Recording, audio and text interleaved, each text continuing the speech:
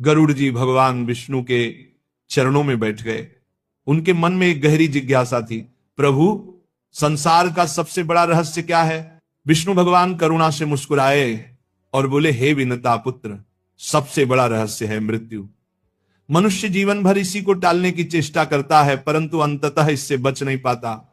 मृत्यु का क्षण ही तय करता है कि आत्मा स्वर्ग जाएगी, नरक में गिरेगी या मुक्ति प्राप्त करेगी।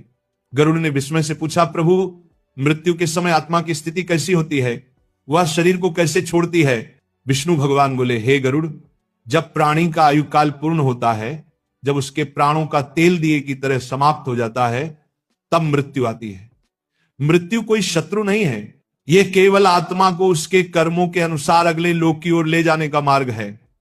मृत्यु के क्षण में शरीर असहाय हो जाता है, जीभ तालू से चिपक जाती है, आंखें ऊपर की ओर घूम जाती हैं और श्वास एक एक कर धीमी होती जाती है। उसी समय आत्मा शरीर से बाहर निकलने का प्रयत्न करती है।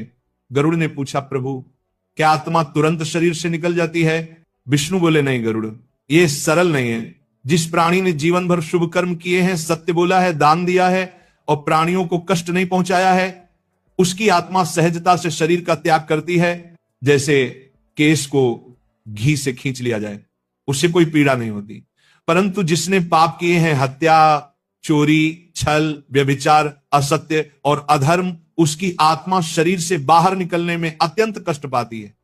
जैसे कोई कांटों से भरे झाड़ में उलझी हुई ऊन को खींचता है, वैसे आत्मा खींच खींच कर बाहर आती है। वह पीड़ा शब्दों में बताना असंभव है। गरुड़ यह सुनकर कांप उठे।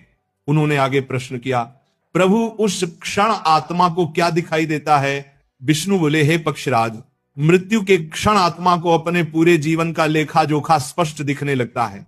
जैसे किसी दर्पण में रूप झलकता है, वैसे ही हर कर्म उसकी आंखों के सामने आ जाता है। उसने जो भी शुभ किया हो, दान, पूजा, सेवा, सत्संग, वह प्रकाश की तरह चमकता है, और जो भी पाप किए हों वे अंधकार बनकर आत्मा को घेर लेते हैं। यही कारण है कि बहुत से लोग मृत्यु के समय भयभीत होकर चीखते हैं, उन्हें अपने पाप दिखाई देने लगते हैं, जबकि पुण्यात्मा प्रसन्नता से आंखें मूंद लेते हैं, क्योंकि उन्हें विष्णु दूतों के दिव्य दर्शन होने लगते हैं।